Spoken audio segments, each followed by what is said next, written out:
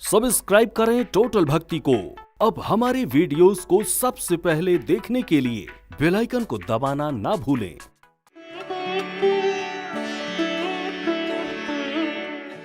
स्वाभाविक है, मन में कई बार अहंकार आ भी जाता है और कब आ जाए, कहां से आ जाए, ये पता ही नहीं चलता। जिसके पास रूप है उसको कई बार रूप का अभिमान हो जाता है, जिसके पास धन है उनको धन का, जिनके पास बल है उनको बल का अभिमान, और जिनके पास ज्ञान है उनको ज्ञान का भी अभिमान होता है। और ज्ञान का अभिमान तो सबसे खतरनाक होता है।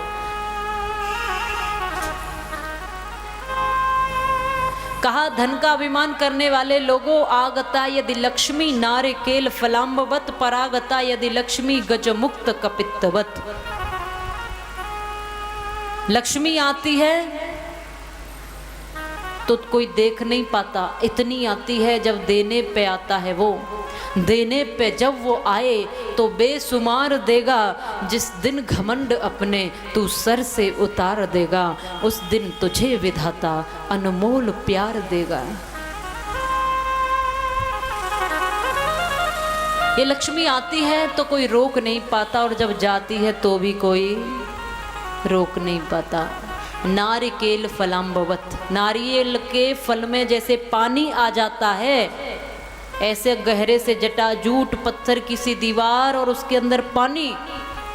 विचार करके देखो, कोई है जो उसके अंदर पानी भर रहा है।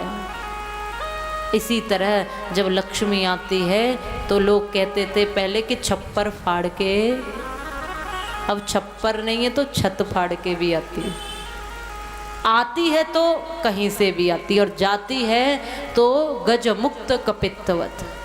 जैसे हाथी कैथ के फल को निगलता है साबुत, और जब लींद में निकालता है तो भी साबुत ही निकलता है, बिना चटके बिना टूटे, पर अंदर से गूदा समाप्त हो जाता है। उसी प्रकार जब लक्ष्मी आती है तो नारियल के फल में पानी, और जाती है तो जैसे कैथ का फल बिना चटके हुए भी अंदर का गूदा अंदर अपने आप स्वतः समाप्त हो जाता है, वैसे जाती है तो महल मकान खड़े खड़े रह जाते हैं, लक्ष्मी पलायन कर जाती है। इसलिए अहंकार मत करो, ये कभी किसी की नहीं है, कभी यहाँ कभी वहाँ। और रूप पर अभिमान करने वाले लोगों, हरियोद प्रसाद उपाध्याय कहते हैं कि मैं घमंडों में भरा ऐठा हुआ, एक दिन जो था मुडेरे पर खड़ा, आ अचानक दूर से उड़ता हुआ, एक तिनका आँख में मेरी पड़ा। मैं झिझक उठा हुआ बेचैन भी, लाल होकर आंख भी दुखने लगी। मूठ देने लोग कपड़ों की लगे, ऐंठ बेचारी दबे पांव भगे।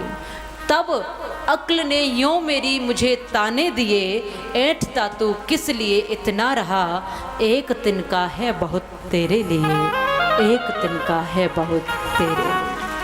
एक छोटे से तिनके से तो झुंझला उठा, एक दिन के ज्वर से तेरा शरीर टूट जाता है, तो फिर तू इस बल पर अभिमान क्यों करता है?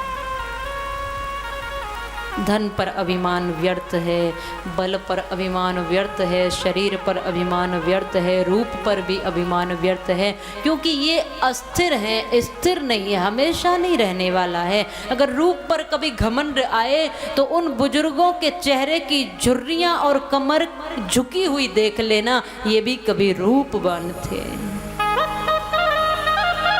रूप पर कभी अहंकार हो, जवानी पर कभी अहंकार हो, तो शमशान में जाकर उन अस्थियों को, हड्डियों को देखना और पूछना, ये भी कभी जवान थे, ये भी कभी रूपवान थे।